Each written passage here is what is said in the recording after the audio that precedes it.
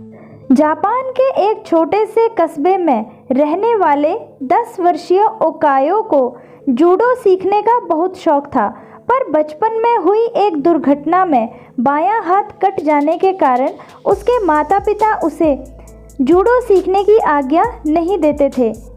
पर अब वो बड़ा हो रहा था और उसकी जिद भी बढ़ती जा रही थी। अंततः माता-पिता को झुकना ही पड़ा और वो ओकायो को नज़दीकी शहर के एक मशहूर मार्शल आर्ट्स गुरु के यहाँ दाखिला दिलाने ले गए।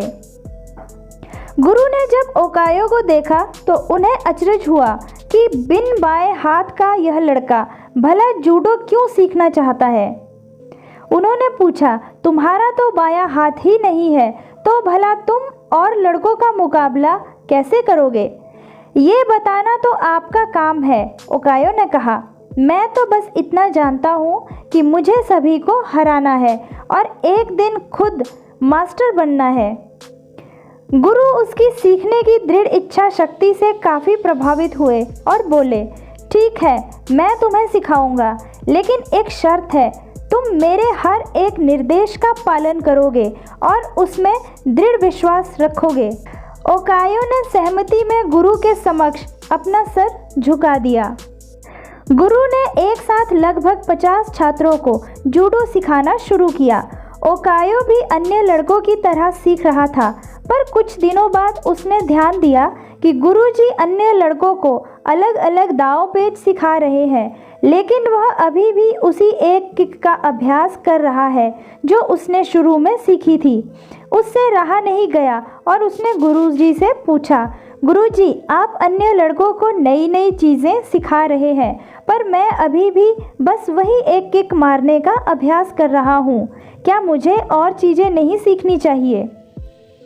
गुरुजी बोले, तुम्हें बस इसी एक किक पर महारत हासिल करने की आवश्यकता है, और वो आगे बढ़ गए। ओकायो को विस्मय हुआ, पर उसे अपने गुरु में पूर्ण विश्वास था और वह फिर भी अभ्यास में जुट गया।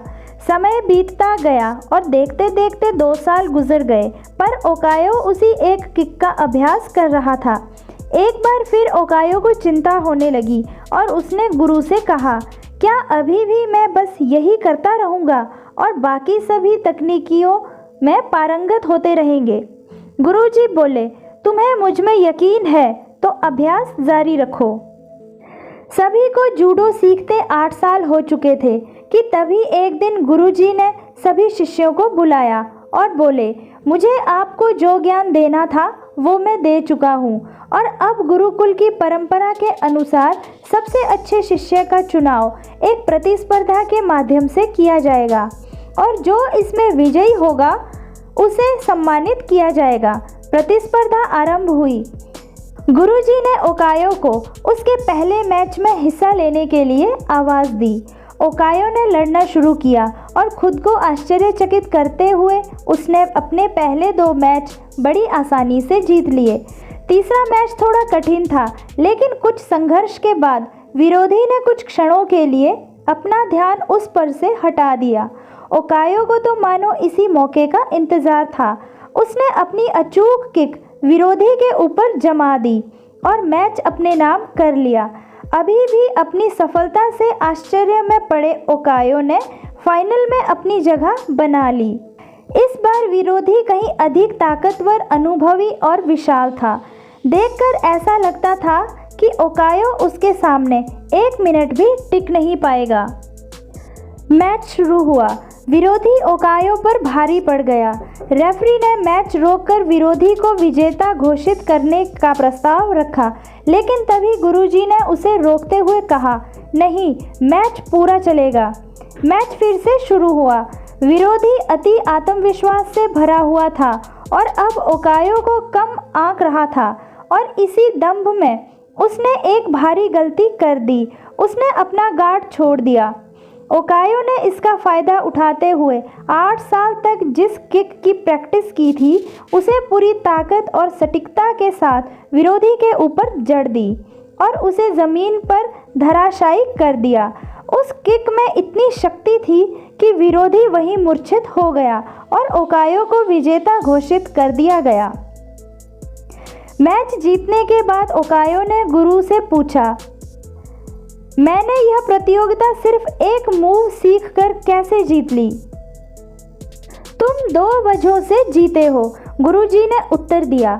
पहला, तुमने जूडो की एक सबसे कठिन किक पर अपनी इतनी मास्टरी कर ली कि शायद ही इस दुनिया में कोई और यह किक इतनी दक्षता से मार पाए। और दूसरा कि इस किक से बचने का एक ही उपाय है और वह है विरोधी के बाएं हाथ को पकड़कर उसे ज़मीन पर गिराना।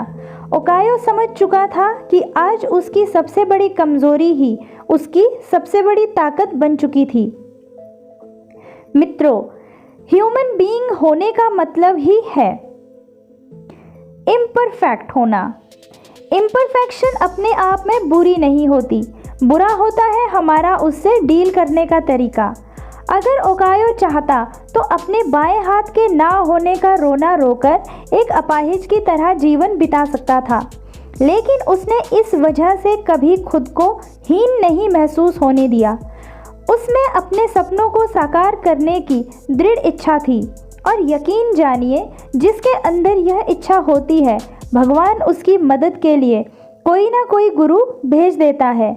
ऐसा गुरु जो उसकी सबसे बड़ी कमज़ोरी को ही उसकी सबसे बड़ी ताकत बना उसके सपने साकार कर सकता है। तो दोस्तों, आपको यह कहानी कैसी लगी कमेंट बॉक्स में ज़रूर बताइएगा। वीडियो को पूरा देखने के लिए आपका दिल से धन्यवाद। कहानी पसंद आई हो तो लाइक कीजिएगा, कमेंट्स कीजिएगा, शेयर कीजिएगा। चैनल पर नए हैं तो चैनल को सब्सक्राइब कीजिएगा। धन्यवाद।